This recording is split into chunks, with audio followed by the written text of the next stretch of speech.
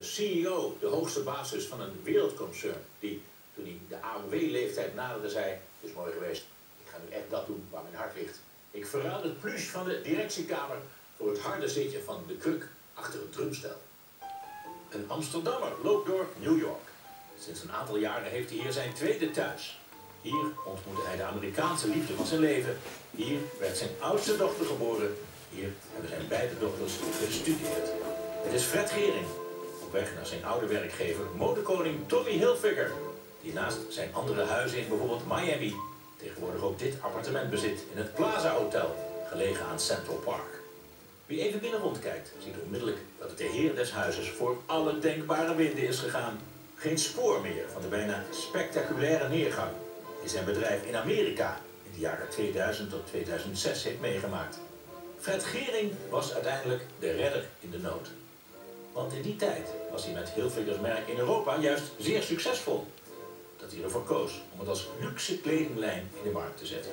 Hoe hij zijn strategie in Amerika introduceerde en daarmee het imperium redde, is inmiddels een uitgebreide case study aan de Harvard Universiteit. Een heel boekwerk is eraan gewijd. In zijn zwaarste nachtmerries zag Hilfiger voor zich hoe hij bijvoorbeeld zijn mooie kunstwerken, inclusief de Warhols, van de hand zou moeten doen. Op de top van de populariteit van het merk liepen zowel president Clinton als rapper Snoop Dogg in zijn ontwerpen. Dat moest dus wel fout gaan en dat ging het ook. En dus noemt hij Gehring de redder van zijn levenswerk. Want hij is niet vergeten hoe hij er destijds voor stond. Real drop in sales. The customer at one point said no more. And I credit Fred for being the lifesaver. So I will always be indebted and grateful for what he did, because not many people could have done that. Vandaag ontmoeten ze elkaar weer, voor het eerst sinds lange tijd, als oude vrienden. Fred. How are you? Great to see you. Great to see you. Gehring werd de CEO, de hoogste baas van het wereldwijd opererende concern. En toen kwam het moment waarop hij dacht: het is nu echt tijd voor iets nieuws. Iets doen bijvoorbeeld met de nummers van mijn absolute favoriete band, de Beatles. Het zal geen toeval zijn dat ze elkaar hier spreken op bijna historische grond. That the Beatles, when they first came to New York, stayed in this building. That's maybe right. even in this room. Very possibly. You know, Mick Jagger was here one night for dinner, and he said, "I stayed in this room." When it was a hotel. When it was a hotel. Dit wordt een verhaal dat je kunt samenvatten als de grote carrière-move van een succesvol zakenman.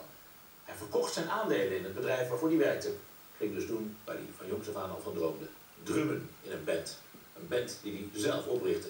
Hij zocht wat muzikanten uit. Nou ja, wat muzikanten. Het waren meteen zo ongeveer de beste die je kunt vinden. En onder de naam The Analogs gingen ze aan de slag met het repertoire van Freds muzikale helden, de Beatles.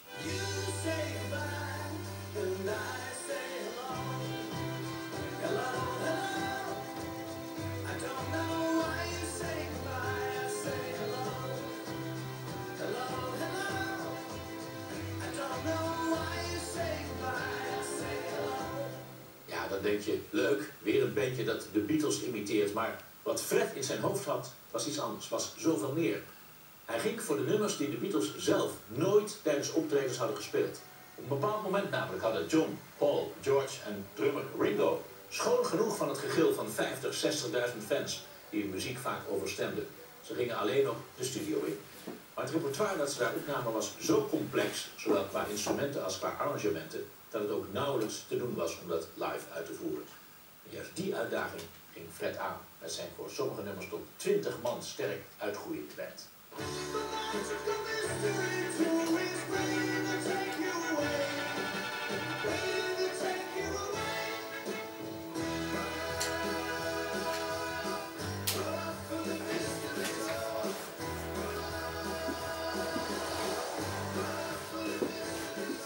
Waar hij zelf ook niet op gerekend had, was dat dit tweede leven met The Analogs een ongekend succes werd.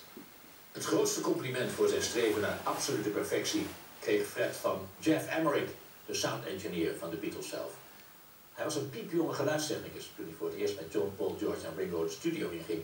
Dat was in lengte van jaren zat hij in de Abbey Road Studios in Londen aan de knoppen. Dit vindt hij van The Analogs.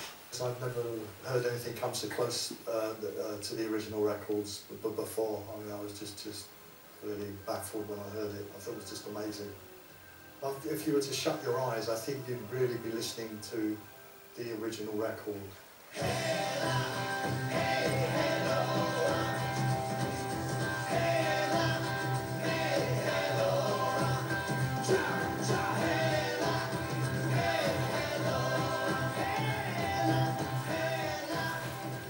Fred Gehring. Inmiddels is hij vanwege de optredens vaker dan ooit in Nederland. En waar hij komt, wordt hij als een schaduw gevolgd door zijn hoogblonde manager genaamd Penny Lane.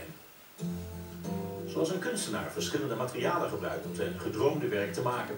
Zo gingen de boys van de band op zoek naar werkelijk alle gitaren, versterkers en andere wonderlijke instrumenten om de sound van de Beatles zo dicht mogelijk te benaderen. Maar aan de muur zien we heel andere grootheden, zoals Bob Dylan, Jim Morrison van The Doors en Eric Clapton. En toch, je hoeft maar even verder te kijken of je ziet dat zij in de minderheid zijn. Alle Beatle-gadgets die je kan bedenken, kom je hier tegen. En ook foto's van de Bed-In for Peace, onderdeel van de huwelijksreis van John Lennon en Yoko Ono in de Presidential Suite van het Amsterdamse Hilton Hotel. Nee, de Beatles zijn hier overal prominent aanwezig. Maar Fred, iemand die zijn hond Penny Lane noemt, dat moet wel een ongelofelijke Beatle-fanaat zijn. Ja, ik ben met je eens op het randje. Eigenlijk was de working title was Ringo. Maar het werd uiteindelijk een telefilm. Ik denk, nou, dat kan niet. Ik dacht, Ringo voor mij is een hond, een mannetje. Ja. Maar mijn dochters die zeiden van, nee, je kan niet een meisje hebben dan Ringo. Dus toen ben ik Penny Lane. Dus dat betekende de Beatles voor jou? Ja. Toen hij bij een fundraising diner voor Hillary Clinton was, zag hij opeens zijn held Paul McCartney. En dan denk je, kans van 1 op 1 miljoen. Daar stevent hij meteen op af en zegt, ja, ik ben Fred van de Analogues en in Nederland doen wij de Beatles. Nee, ik moet eerlijk zeggen, ik stond daar inderdaad op een fundraising voor Hillary Clinton. En toen zei mijn vrouw, je moet even achter je kijken, want die is hier. En ik denk, het gaat over Bill. Maar ik kijk om en stond McCartney. En nou ben ik eerlijk gezegd niet heel erg snel starstruck van mensen, maar ik was wel eventjes van, jezus, hier moet ik wat mee. Ja. Maar ik heb een kwartier lopen oefenen, mijn openingzin, maar ik kwam niet verder dan aan Fred van de Analogues. En ik denk, ja, dat krijg ik, ik ga naar die man, naar Fred van de Analogues, die lacht mij uit. Dus ik heb het niet aangedurfd, dat heb ik nu spijt van natuurlijk. Maar, okay. Maar jij die als CEO ook al de wereld aan je voeten hebt gehad, durft dat niet naar Paul McCartney. Nee, totaal niet. Dat maakt het wel weer sympathiek, Fred. Ja. Geen moeilijk Beatle-nummer gaan ze uit de weg. Hoe ingewikkelder de compositie, hoe groter de waardering die ze ervoor krijgen. De Volkskrant schreef al, beangstigend goed.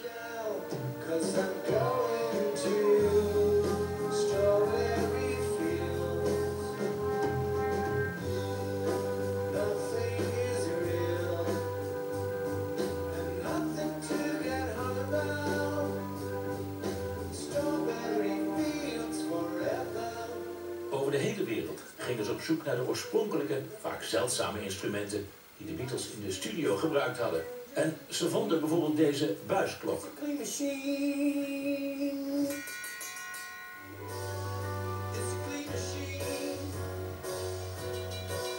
Die dook op in een opslagplaats van de brandweer in Liverpool. En die was nodig voor niet meer dan een paar tikjes op de bel tijdens Penny Lane.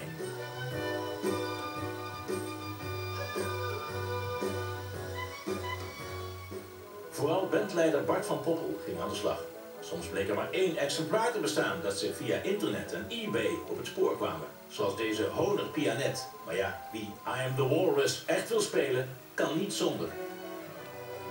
Voor 1 instrument kwamen ze terecht bij een oude dame in Canada, die nog zo'n ding in de schuur had staan. Toen het in Nederland aankwam, bleek er een aantal muizennesten in te zitten.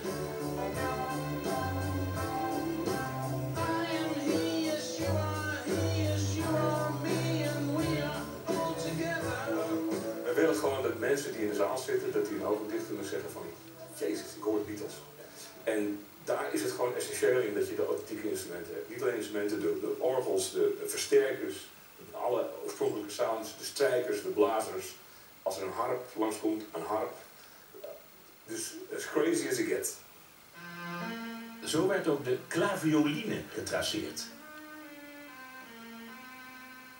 in Baby O Richmond krijg je dus dit. Alles voor een paar maten van het originele geluid. Zoiets, hè? Dat is Baby O Richmond.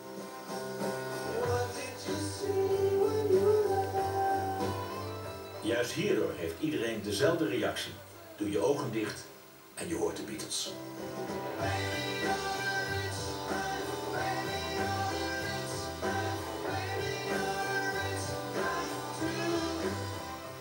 En gelukkig is het toch wel een troost te weten dat er ook nog een aantal andere idolen hier hangen. Ja, nou, in de eerlijkheid gebied te zeggen dat die er hangen ook omdat ik dat voor mijn vriend Tommy Hilfiger altijd een beetje een soort van compromis sluit tussen de Stones en de Beatles en alles daartussenin. En ik heb zoveel Beatles altijd overal in mijn aanwezigheid dat ik als hij hier bezoek komt, maar misschien dat ik ook wat andere smaak heb. Zijn oude werkgever neemt Fred mee naar een nieuwe winkel in Manhattan. Even is hij terug in zijn vroegere wereld. Daarbij beseft hij terdege dat hij dit hele muzikale avontuur te danken heeft aan zijn jaren in de modewereld. Daardoor kon hij zich permitteren om de analogs op te zetten, want dat het een kostbare exercitie is duidelijk. Intussen irriteert het hem lichtelijk, die uitgesproken voorkeur van Hilfiger voor de band van Mick Jagger. Ja, dat is een dingetje, want ik loop die winkel in en dan hangen al foto's, maar altijd in de Stones. Als ik naar een fashion show van hem ga en dan is er bij de runway komen de models en is de muziek de Stones. Dus ik heb al 20 jaar lang gepitcht voor Beatles, maar het zit niet in zijn systeem. Maar er komt natuurlijk een moment dat er geen Beatles of Stones hangen, maar de analogs. Dat is mijn doel. I know for a very long time his heart and his passion is in music. And even years back, he took a bit of a hiatus and focused on his music. So this doesn't surprise me at all. I am surprised and happy for him that it's taken off like a rocket. And I'm so happy for him because I know that's what he wanted. More than anything else. It's a bit of a fairy tale. Al eerder in 2003 was hij er een tijdje tussenuit geknepen in een poging dit te maken als zanger onder de naam Fred Plus. In die tijd wist je ook een hele goede manier om voor jezelf reclame te maken. Nou, ik heb inderdaad in 2003, 1,5, 2 jaar tijd, ervoor uitgestoken om gedeeltelijk tijd vrij te maken om eigen liedjes te doen. Singer-songwriter noem het zo maar, dus niet drummend, maar zingend, frontstage. In de promotie heb ik toen inderdaad, ik herinner het me heel goed, in Aloha magazine een advertentie gemaakt voor Fred Plus Songs from the Blue Room. Ja, er moest wat bij, dus ik heb daar een 4, 5-tal press quotes in gezet van de Tokyo Times en de Melbourne Gazette en zo. En er waren natuurlijk allemaal onzin dingen. Maar ja, ik zag het onlangs terug, ik denk, wat ik heb inderdaad gedurfd, maar het werkte wel. Maar goed, ook daar was je een rechtsgehouden marketeer dus. Ja, uiteindelijk moet het toch verkocht worden. Ja, de Baltimore Gazette schreef amazing. Fred was truly unbelievable. Incroyable, opzettelijk fout gespeld, stond er in de Pariquatch. Bestaat niet, dus behoorlijk geestig. En Fred bedacht een dwingend Go Buy This album uit de Tokyo Chronicle. Als dat een succes geworden was, hadden we hier vandaag niet gezien. Hadden we hier niet gezeten. Terug naar New York. Trots laat Hilfiger het uitzicht zien van zijn nieuwe paleisje. Hij heeft volledig begrip voor het feit dat Fred zijn zinnen gezet had op een ander leven. I love the fact that he is so obsessed with music because I'm a music guy myself, and the difference is I can't play an instrument he can. Diep daarin staat waar zij ook liever rockstar geweest. Ja, maar de drummen was van meet af aan jouw ding? Ja, dat was van mijn jeugd. Dus school, middelbare school, studentenperiode. Zeg maar 10 jaar lang heb ik altijd gedrumd. Toen vervolgens is die keuze gekomen van muziek of zaken. En dat werd dus zaken. Ik heb in allerlei plekken in de wereld gewoond. En je gaat niet op een appartementje in Hongkong zitten drummen natuurlijk. Dus dat drummen dat is gewoon 30, 35 jaar lang niet aan bod gekomen. Ja, een keertje per jaar, maar niet echt chronisch. Maar je hield het wel bij? Drummen op zich verleer je niet. Het is al zwemmen of fietsen. Als je het kan, kan je het. Ja, maar je bent goed genoeg voor deze topjongens. Nou, dat was mijn grote twijfel toen ik het idee kwam. Ga ik dat eigenlijk wel kunnen? En helpt het dat Ringo niet te boek staat als de allerbeste drummer ter wereld? Hij is natuurlijk geen virtuoos. In dat opzicht hebben ze bij mij geen last. Ik ben natuurlijk ook geen virtuoos. Dat was toen. Nu is alles anders en super professioneel. Na een serie concerten waar ze het hele album van The Magical Mystery Tour speelden, zijn ze nu toe aan Sgt. Pepper.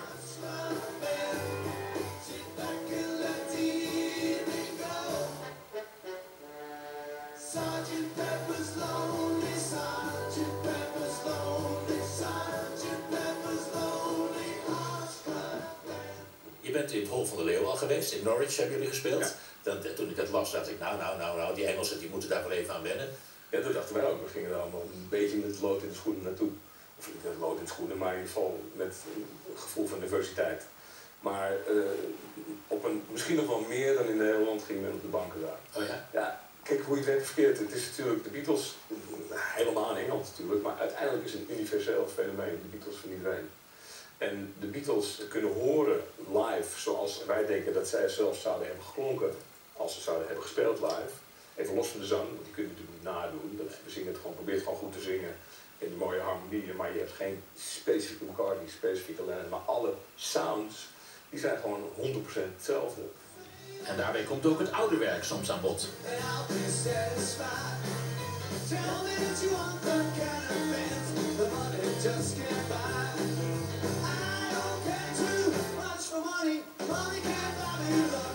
In het buitenland komen we en de meeste Beatle-bands hebben een naam, Bootleg Beatles of de Day Trippers, maar de analog zegt niks. Je gaat naar een nieuwe zaal, in een nieuwe stad en je moet maar afwachten of er mensen op afkomen. Dat is de grote spanning. Welk verhaal je ook over jou leest, het staat te boek als dé carrière move die onverwacht is. Een grote zakenboy die uiteindelijk kiest voor zijn echte passie naar muziek maken en drummen. Ja. Dat is toch een enorm ding, vinden mensen. Ja, nou ja, ik heb het al eens vaak gezegd, muziek is eigenlijk het mooiste wat er is. En natuurlijk is zaken doen, ondernemen, succesvol zaken doen, bouwen, wat het ook is dat je bouwt. Als je iets probeert te bouwen en je ziet het bouwsel gestand krijgen en het krijgt succes en het krijgt waardering, is allemaal leuk. Maar in feite is de muziek het leukste. En ook als je daar iets in kan bouwen en het krijgt waardering, zoals we nu meemaken met de analogs, dat is natuurlijk nog leuker dan al het andere. Ja. En ja, muziek zit veel meer in mijn systeem dan mode, dat is gewoon 100% zeker.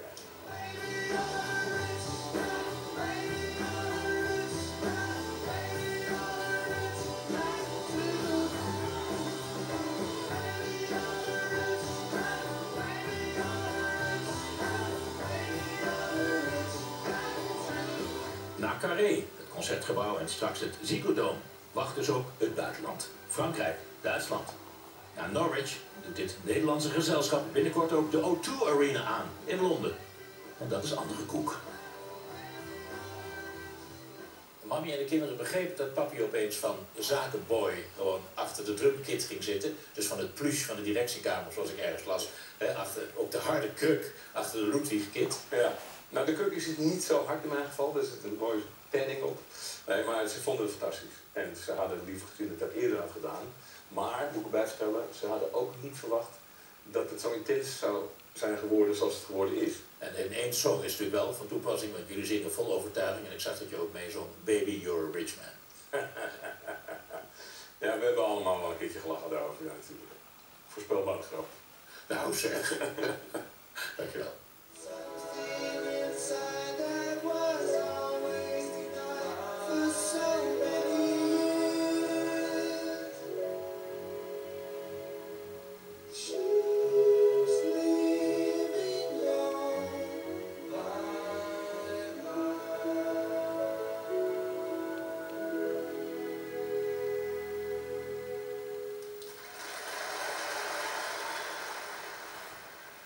Ja, die analogs. Naast het optreden in Engeland moet dit het voorlopig hoogtepunt worden uit hun muzikale avontuur. Op 1 juni, de dag waarop het album Sgt. Pepper's Lonely Hearts Club Band uitkwam, staan ze in, jawel, de Ziggo Dome. Het kan minder. Tot zover voor vanavond. Volgende week zondag zijn we er weer. Zelfde tijd, zelfde zender. Heel graag tot dan.